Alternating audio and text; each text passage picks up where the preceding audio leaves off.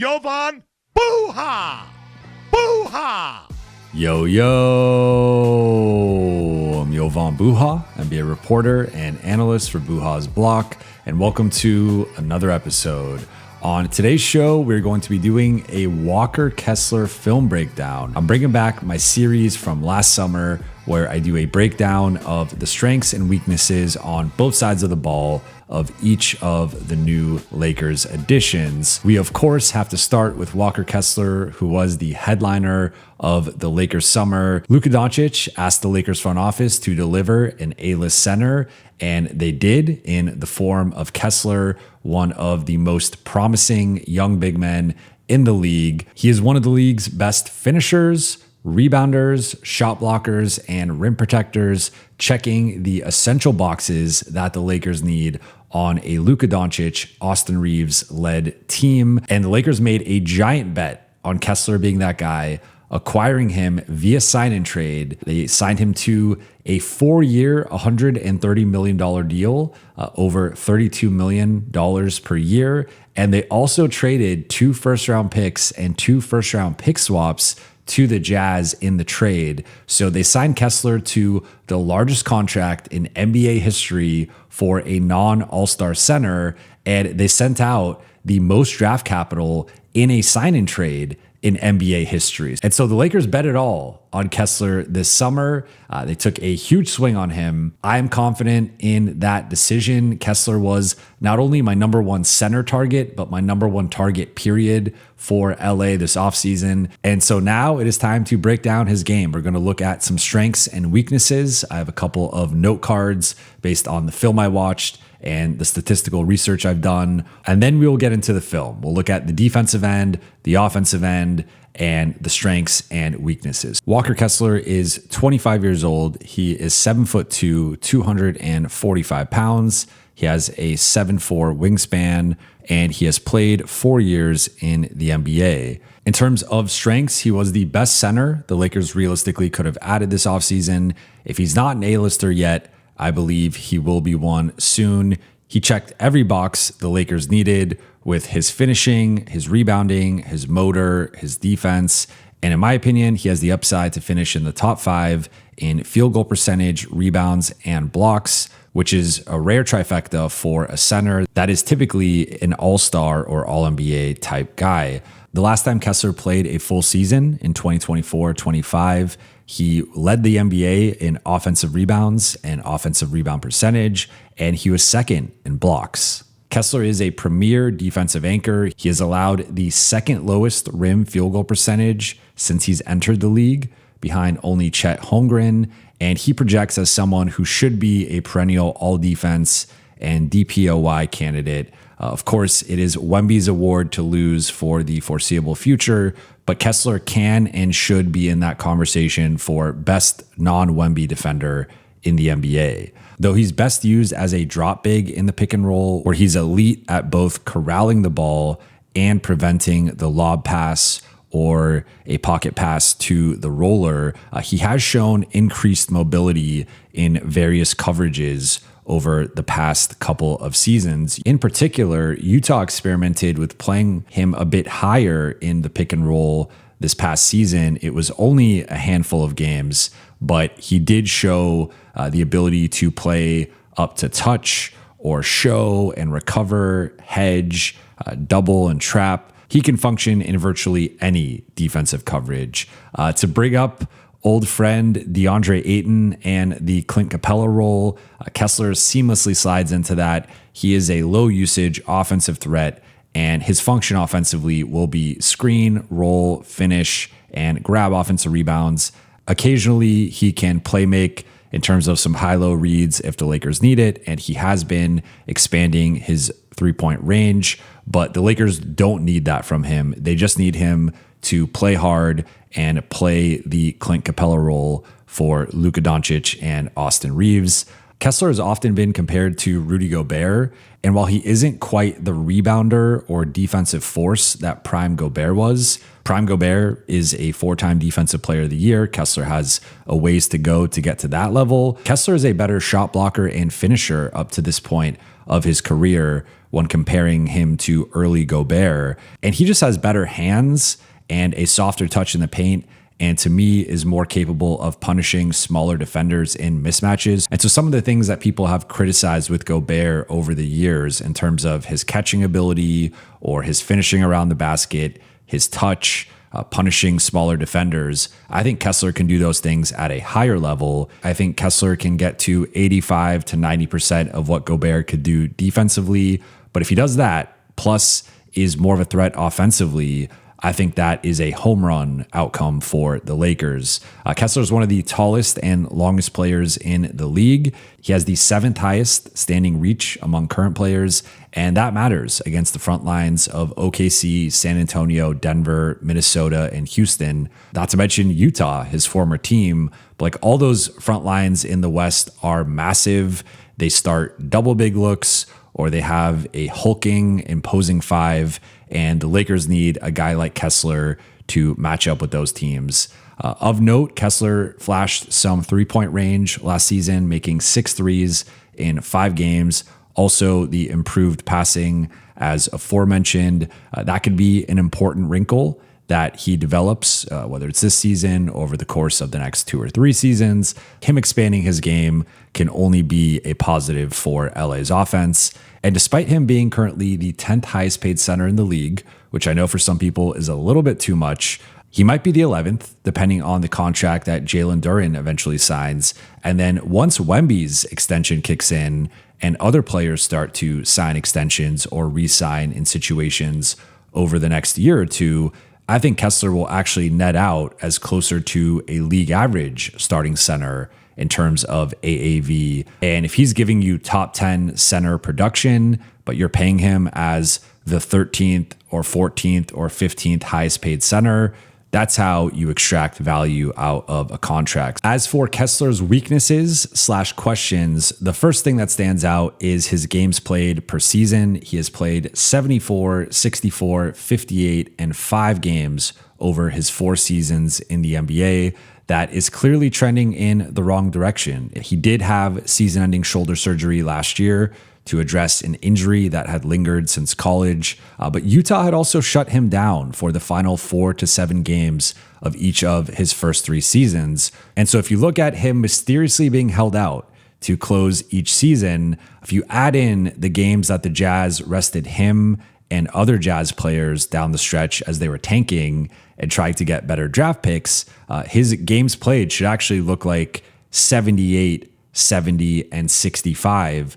That's an average of 71 games over his first 3 seasons, which by modern standards would make Kessler an Iron Man. So I am not concerned. This shoulder surgery was something that he had been putting off for a while. And with Utah tanking this past season to try to get the number 1 pick, it just made sense for both parties with Kessler in a contract year to shut him down, get him the surgery, get him right physically, and help Utah lose games. Moving to his actual game, while he is more mobile than his reputation suggests, he can't switch comfortably, and he isn't as versatile as some of the game's quicker or more athletic 5s. He can struggle switching out onto guards and wings and keeping them in front of him. Offensively, he is largely dependent on being set up by his teammates, especially in half-court settings.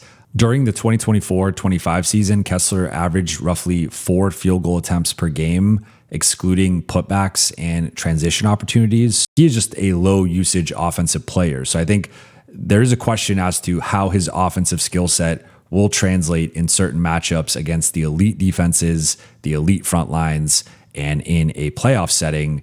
It's also difficult to project how legitimate his shooting and passing progress from last season is. We only saw it over the course of 5 games. So for now, he projects as a limited outside threat in terms of his ability to play make or shoot from the perimeter, though again, he did flash some real improvement in those areas. We just don't know how much of that is legitimate, how much of it is sustainable. Over the course of his first 3 seasons, in which he played roughly 2/3 plus of each of them, Utah ranked 23rd, 30th, and 30th in defensive rating. Now, they were tanking those seasons, so they were trying to lose, but the Jazz were 4 points per 100 possessions, 3.7 points per 100 possessions, and zero point 0.4 points per 100 possessions better defensively with him on versus off. So it was a notable jump, but it wasn't this Wemby level, Gobert level, DPOY level shift from how bad they were with him on versus off. And so I think arguably the biggest question with Kessler is, can he prop up a relatively limited defensive supporting cast at the highest levels? The Lakers have made some notable additions with the likes of Zaire Williams and Matisse Thybulle, but there are questions as to those guys and their role and how much they can truly play against the likes of the Thunder or the Spurs or the Knicks or teams close to that level. So I think there's just a lot of TBD right now with the Lakers defense. Kessler is the face of one of the biggest moves of the offseason, and the Lakers acquired him at close to his max value. While I think he will live up to the contract and live up to the trade, it's far from a guarantee, and there's certainly some risk in paying him as much as they did and the price that they gave up and the lack of future flexibility. And then the final thing is he's just never played in the playoffs. So is he ready for that spotlight and pressure, especially in a market like Los Angeles where every mistake, every limitation, every weakness will be overblown, will be overanalyzed, and it will be leading potentially First Take and all the podcasts if Kessler has a rough game, a rough series. If the Lakers underachieve and he's at the heart of it, that will be a talking point all of next offseason going into the following seasons. There's just a ton of attention now on Walker Kessler, and he has been elevated to a different level in the NBA zeitgeist. One quick note before we get into the film breakdown, I am only looking at Kessler film from the 2025-26 season. I don't like going back and extracting film from prior seasons. I don't think you can just assume film from 2+ seasons ago will translate into this season. I wanted to focus on film from this past season and the last time we saw him. All right, we're going to start on the defensive end because that is Kessler's strength. I think this possession encapsulates the Kessler experience defensively in terms of defensive IQ, activity, protecting the rim, and just being a force in the paint. He starts off by playing the cat and mouse game with Devin Booker. You can argue he shouldn't have jumped at his head fake, but he stays in the play, doesn't give up an advantage, fights for the loose ball, and then finishes off the possession by blocking Royce O'Neal's layup attempt. That was also an overtime possession in a close contest, so you see his motor with the game on the line. Here, he switched on to James Harden on the perimeter and does a nice job staying in front of him, allowing for his man to recover and then rotating down to Ivica Zubac and contesting and blocking his hook shot. Another example where he plays up to the level and then rotates back down. Zubac doesn't make his move quickly enough and Kessler recovers to block it. Another possession with the game in the balance where Kessler does a great job of reading the drive, rotating over, and volleyball spiking the Shaedon Sharpe layup attempt. Will Hardy and the Jazz experimented with Kessler playing up to touch and even showing or hedging more frequently in his stint last season. So here's a couple examples of him playing higher and drop and then ultimately finishing the possession with a rebound. Kessler also switched a bit more, and I think his ability to corral ball handlers on drives or dance with guys on the perimeter and contest is underrated. With the shot clock winding down, he signals he's switching onto Devin Booker and doesn't allow a drive or allow him to create much separation and forces a tough contested look to beat the buzzer. He switches here again and then does a nice job rotating back down, little subtle shove in the back to Mark Williams and corrals the board. Kessler's motor and communication really stand out on film. He's just constantly moving and engaged, and his ability to cover ground is impressive. Another example where he's playing higher, this time on the sideline, gets the deflection that ignites the break for the Jazz. In addition to having his hands constantly high to block and alter shots, and also in position for rebounds, he is solid at poking dribbles loose and deflecting passes in the paint. His physical tools, particularly his size and his length, allow him to be an elite rim protector, but I think there's a processing and awareness element that really makes Kessler special defensively. Time for the fun side of the ball, and that's projecting what Kessler is going to look like with Luka Doncic and Austin Reeves as a screener, roller, and finisher. Here he makes good contact on the screen, waits a beat, and then finishes through the foul for an and one. When he draws a switch, he's good at sealing his man. On this possession, the defender, Denny, rotates over, so Kessler wisely slips out and extends to finish on the other side of the basket. This is an action I could see Kessler succeeding in with the Lakers, a simple weak side screen into a roll and lob dunk. On occasion, Kessler will uncork a post move, so here the misdirection screening allows him to get some momentum downhill and he scores over Zubac. He loves finishing with his left hand. You see here the DHO into the roll and he scores in the paint over Kawhi. Outside of his screening and finishing, arguably Kessler's biggest boost to the Lakers offensively will be his offensive rebounding. He's simply one of the best offensive rebounders in the league, and this is where his motor and anticipation continually shine. Some of these are certainly bad defense, bad technique, but Kessler is great at capitalizing on those mistakes, and he does so against an array of defenders. It's not just smaller players, it's bigger players as well. He will punish you if you don't box him out. And just like I expect him to have a dramatic impact on the Lakers' rim field goal percentage allowed, I expect him to single-handedly change where they rank in offensive rebounding. The X factor with Kessler's development in LA will be his three-point shooting. As we see here, he sets a screen off the ball, then relocates out to the left slot and cashes it in. He hit threes from various spots on the floor. Remember, 6 threes in 5 games.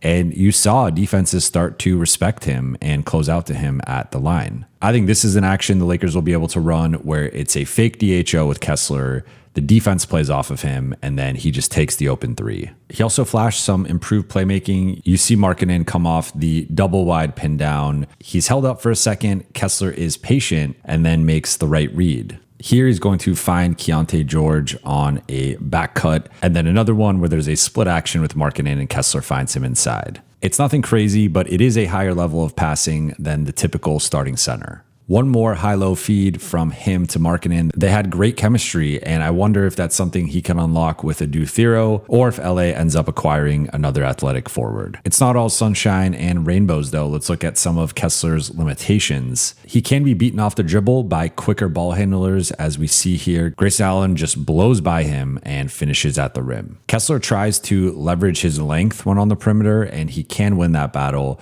But if you have a certain level of speed, athleticism, or handle, you can get by him or create separation. That's exactly what Drew Holiday does here, as Kessler miscalculates how deep he should be in drop. And then again on this possession, he isn't quite ready for Kawhi coming off the screen. He retreats and tries to contest too late, allowing Kawhi essentially an open jumper. That's understandable though. While he is more mobile than I think people give him credit for, he's going to get scored on by faster players and especially stars. Here though, Ivica Zubac takes him to school in the post, and then there are a couple of possessions where he just gets dislodged, gambling, trying to steal the entry pass. And this was something that really stood out in terms of his post defense and stronger players being able to push him around a bit on the block. While motor is not a concern for Kessler, there will be the occasional possession. He takes off, he doesn't box out, and as you see here, he's around a couple of Clippers offensive players,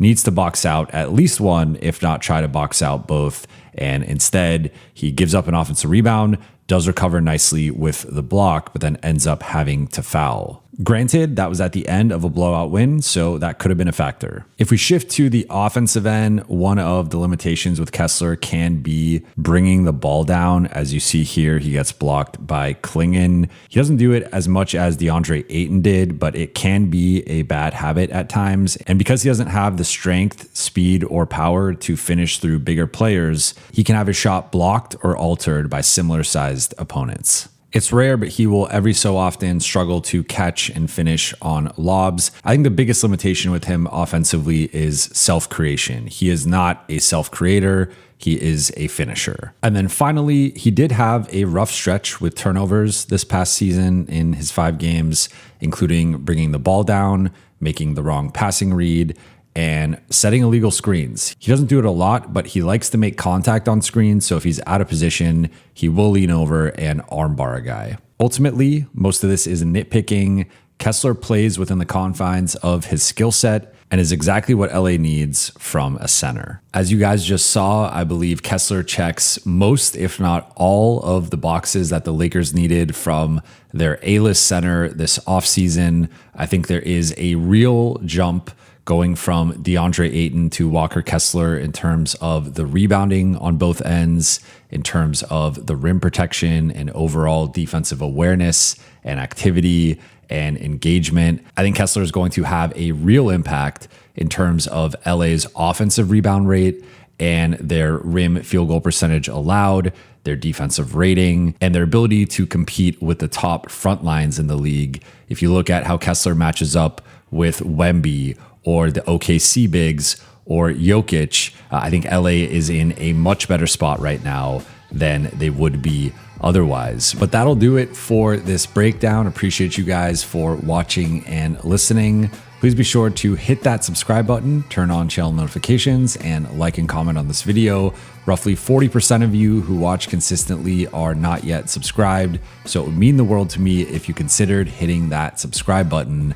I'll be back later in the week. I'll talk to you then.